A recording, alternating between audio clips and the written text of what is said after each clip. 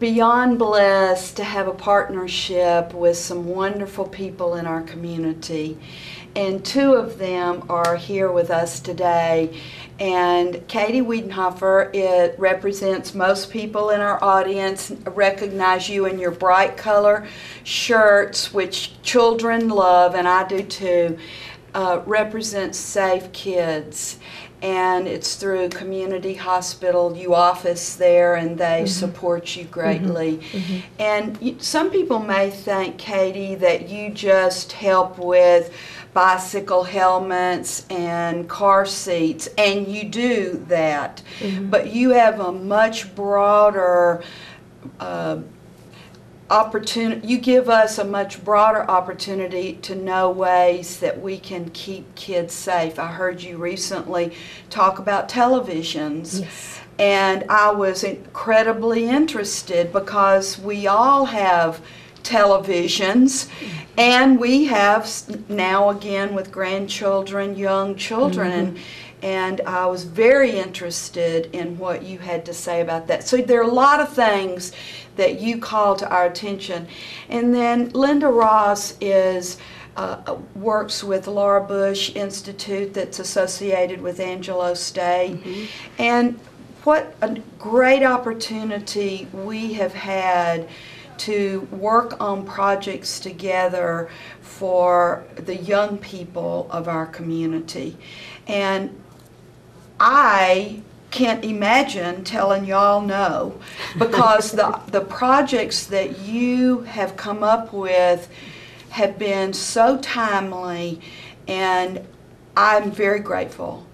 And you all write the grants that help us get money to fund these opportunities. The most recent, which we are so grateful to our San Angelo Health Foundation, it is to fund in a big way to bring radKIDS to our elementary and Head Starts. And that's what I want our audience to talk a little bit about today. And why, Catie, were you the first one who really whet our appetite for this? You were the first one I heard talk about radKIDS. Yes. Yes. And you had been to a training, is that right? Yes, ma'am. Yes, ma'am. All right, tell how you found out about radKIDS. Well, I was just doing my normal safety stuff, and Cheryl Pfluger with the hospital let me know that there was an opportunity for me to go and get trained in this radKIDS program and to bring it back and see if that would be beneficial to our community. And I said, well, it's kids, I'm going. So went down there, was able to participate in that week-long intensive training, and it opened my eyes. Because Safe Kids, we deal with injury prevention. We talk to kids about how to wear helmets, how to make sure they're in the right booster seats, baby-proofing your home, TV tip-overs, all the risk areas. What we don't, and we fell short on, is when I teach a child how to ride a bicycle, if a car pulls up to that child, I haven't taught them what to do if someone wants to intentionally harm them. And that's what radKIDS, it closed the loop, and I was so excited because now I finally have closed the loop. I am taking care of kiddos, prevention of injury, as well as if someone wants to cause them intentional harm, what to do. Well, some of your other missions, the helmets, how to make sure they're buckled in appropriately, are safety with bicycles, cars. Now we're talking safety about people.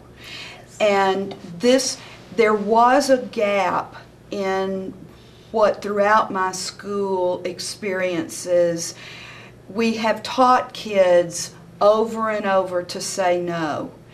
And where that is a great thing, but where that stops short is in two ways, in my opinion, and so this met that bill. And that's not the only great thing about radKIDS, but the reason I quickly jumped on board is what happens when no doesn't stop the person of any age that's could be causing trouble. And then there's sometimes that some children are afraid to even say no because they think it's disrespectful. And I think Elizabeth Smart and her story is a prime example. Most people are working hard to teach their children to show respect to their elders.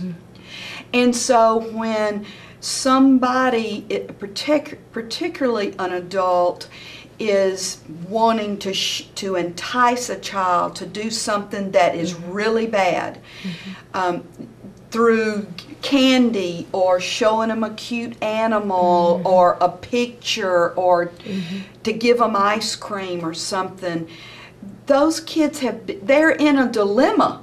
They want to be respectful, and so radKIDS helps give our children more information about what to be cautious of and when it's okay to be a little bit forceful. They're not doing that to people that are not trying to harm them. Their grandmama wanting them to eat the rest of their dinner. Yeah, all in context. They're doing it. Context. They're doing it for to stop people that could hurt them. And so I am so grateful, and I've watched you show a little bit of the curriculum that our teachers are fixing to start in the next days to learn. And someone asked me this past weekend, why did we pick the PE and music? And I said, you know, when you all came to talk to me about this, I wanted to say yes because I knew we needed this. And besides, I love working with y'all. But I kept thinking, oh my goodness, how we have so little time to teach them to read and do their math and their science. And then I thought, what is it that every child at elementary loves to go to class? It's PE and music. And they don't have the tests and the accountability that our reading, and yet every child goes to PE and music by law, and I'm glad they do. And so, you all know this, especially Catie, SAISD in my long career has the best elementary music and PE I have ever seen. Absolutely. And I thought, this group of people are gonna jump and want to do this because the teacher makes a lot of difference, doesn't it? Yes, ma'am, it does. Because kids can smell quickly if that teacher's having to teach that and isn't wanting to teach that. And these PE and music teachers will make this so fun for kids, but those kids love those folks so much, they're going to feel comfortable and trust them. And this program's instinctual, so those kids are moving. They're actually up moving, and that's why it's perfect for PE, because they're actually running to safety and they're going through these scenarios. So in a classroom setting, it would be real different and difficult to do radKIDS. Were their desk in the way? Yes, ma'am. Well, it all worked out, didn't it? Yes. It is a perfect fit. Well, I want us, even while our teachers are being trained, for our community to see a little that, so that, because words don't do it justice. And I'm also excited then, in just a very few weeks, for our cameras to go back and show kids being instructed and see that it's not fluffy. It is business. It is what I cannot imagine a parent or guardian saying, ooh, I don't want my child going through that, because it's not, it doesn't cross any lines. Right. And it's amazing, it's almost a miracle that their curriculum, so much thought went into it, that it is not disrespectful, but it's a firm helping a child to understand and protect themselves. They're not hitting anybody? No, because that's one of our principles. I don't have the right to hurt you, and you don't, and I don't have the right to hurt myself. That's our. It isn't karate, Yeah. hitting or kicking. I want people to know that. It isn't using any bad words. It is amazing how it will help kids, no matter where they are. If they're, and Catie, you use some great examples of when we take our kids to busy stores and we're in a hurry, and people come up, that's a prime place for a child to be maybe someone that shouldn't be around them, to come up to them. So now, Linda, why in the world would Laura Bush Institute be interested in this? It was very interested the way that we became involved in this. It started with Elizabeth Smart coming to San Angelo to speak and tell her story about being abducted and the months that she spent there. But beyond that, we talked to her father, Ed Smart, and he told us a story about when Elizabeth came back home after she was found, that she was at church, went to the restroom. Safe, you would think, exactly, place. a very safe environment, you would think. And she didn't come back into the sanctuary, so he sent his other daughter to check on her. And the other daughter found her in the restroom being basically accosted verbally by another church member, telling her that if she wanted to get away, she could have. It was her fault. And she was being verbally abused at that point. And Ed Smart, Elizabeth's dad, said, I have got to do something for my own daughter who's been taught to respect adults and never talk back and just be respectful and be polite, that I needed to teach her some skills, plus he wanted to do something that would help children all across the nation. And he had been approached by many different organizations, as you can imagine, wanting to talk to him and sell their program to him. One that stuck in his mind was the radKIDS program. He had a friend of Steve Daly's, who is the founder of radKIDS, that told him that maybe you should look into this one because this one seems to be a really sound program. They've had some good results, and it might be what you're looking for. So Steve Daly went to Ed Smart's home, and they sat in his living room for hours and talked about the radKIDS program. And Ed Smart said after that that was the program that he thought was the best one of all the ones that he had looked at. And the Elizabeth Smart Foundation actually supports and recommends the radKIDS program. So that's how we initially became involved, was listening to Elizabeth Smart, and then after she spoke, we spent hours talking to Ed Smart and Steve Daly about the program. The wheels started turning and thought, this is something that would be wonderful for San Angelo and SAISD. And of course, after that, you have to think about how to fund it, who all you need to get involved. And that's how we started in bringing radKIDS to San Angelo. And the Laura Bush Institute is housed at, it's called the WED Center at Angelo State University, the Center for Wellness, Engagement, and Development. So through that avenue, we were able to apply for a grant, and we were funded through the San Angelo Health Foundation.